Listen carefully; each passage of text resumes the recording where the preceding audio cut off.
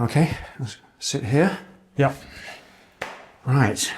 In a couple of hours, you're going to take a relatively high dose of psilocybin, not just for a short-term high, but for what you hope will be something that has a lasting impact on the functioning of your brain. Say, break you out of some of those patterns that you're not happy with.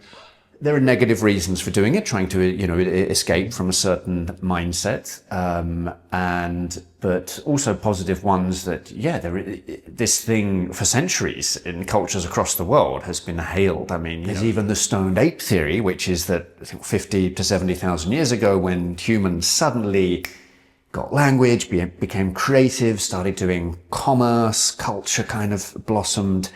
Why did this happen so quickly? One theory is it was because they started, eating magic mushrooms, psilocybin. It's going to switch off the default mode network in my brain, which normally kind of filters everything and gives me my sense of ego and various different things. This is going to allow the various parts of my brain that don't normally talk to each other to start having a chat. And, they've got some catching up to do. Because obviously, any time you rewire the brain or allow connections to happen that aren't normally happening, there is a possibility of side effects you don't want or expect. Apparently, can involve really a feeling that you're kind of dying. Now we're putting it like that. That is a bit more. That's kind of the reason why I'm more reluctant to do it.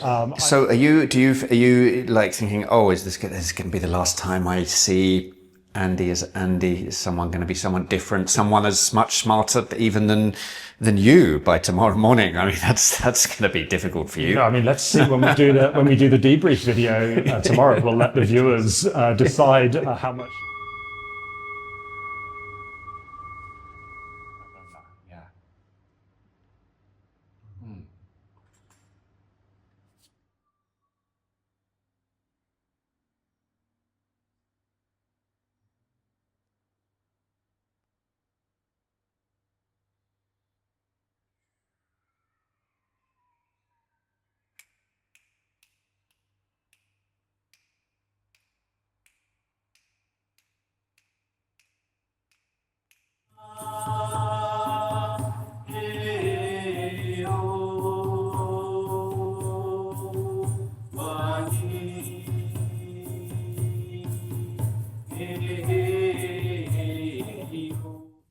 Just back in the room, 7 hours later. Yeah, I wouldn't have known it was that long. I mean, I'm still me.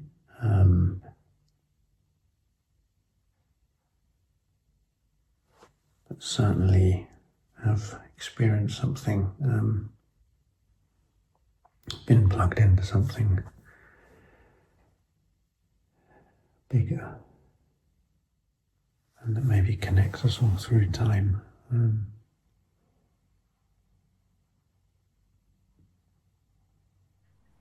Right, Andrew. Good morning. Good morning. How are you feeling? Yeah, I'm feeling pretty good, I must say. Yeah, I'm calm, relaxed. Yeah, you could feel that a bit last night when it was coming on. It was just that, no, I'm not going to let this take over my brain. I mean, you guys see what you guys are doing, but no. And then, okay, but you're kind of here to do that, so just let it. And then if you don't, they're probably just going to kick the door in, and that's going to cause more damage. So just, just roll with it. Just roll with it. Yeah, just kind of open the door and let the mushrooms in. Yeah. Yeah, it was interesting in that the room was there, the music was great, I could see the room as normal, but then I closed my eyes and there was this whole other world that had been created there, very much multicolour, very hard to describe, but big, like you've had a narrow field of vision up to now and suddenly it opens up, and all kinds of different shapes, objects, creatures, generally kind of moving, vibrating, and I found that if I opened my eyes, the room was still there. Open for a second, close again. There's a whole different universe. Where, which parts of my brain or previous experience conjuring this stuff up, and beautifully creative stuff. And the thought really came to me. I mean, this idea that a lot of the world's great creatives and thinkers have taken this, these mushrooms or something similar. That really made sense at that point. It was like, wow, you know, a feeling of almost childlike acceptance of things that were happening, of just wonder and cheeky joy. I was still me, you know, I was still kind of laughing and whatever, but without the normal heaviness that has been present, you know, of worries and insecurities and things kind of feeling like boxed in. There was this freedom of mind. A couple of times then there were more spiky things, some skulls and stuff, but I took the advice we had before the ceremony, which was just let that come, welcome everything, like, hey, you know, skulls, come in, sit down, have a cup of tea, you know. Yeah, and then they kind of just, they drifted off. The one more kind of intense thing that happened when I had my eyes open, which was at one point, yeah, we were in dim candlelight. There's 3 people in front of you, the shaman and the 2 supporting people. So their faces started to warp a little bit, and then get older at one point.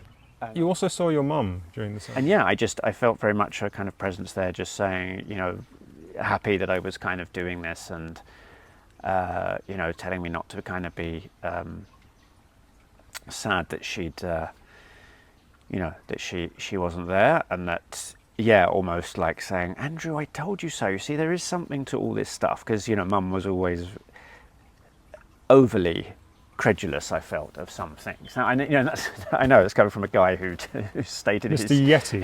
his belief in the Yeti on the BBC, but and you know, we know from the neuroscience, I mean, my default mode network was being taken offline in my brain. This part of my brain that normally kind of regulates a lot of stuff, controls a lot of stuff, was removed, and you know, the little mushrooms went in and switched that off, and Started playing havoc. they were, yeah, and I remember sitting there going, I know what you go. Okay, this is feeling weird now. It's you little guys are in there.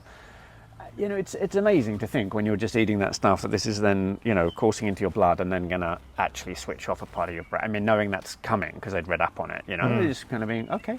Makes you slightly nervous, doesn't it? It could do, right? You could tip over, yeah. But I was just kind of like, okay, that's happening now, and just kind of let it go. And then it's quite a nice feeling straight away, because it's that, you know, the loss of ego and control can be scary because we're used to being in control of it, but it can also be very liberating, I think, because it's like it doesn't, you know, not judging oneself anymore, not trying to get somewhere, not trying to be someone, I'm not worrying because I'm just part of a larger thing, and I'm watching this amazing kind of sound and light show.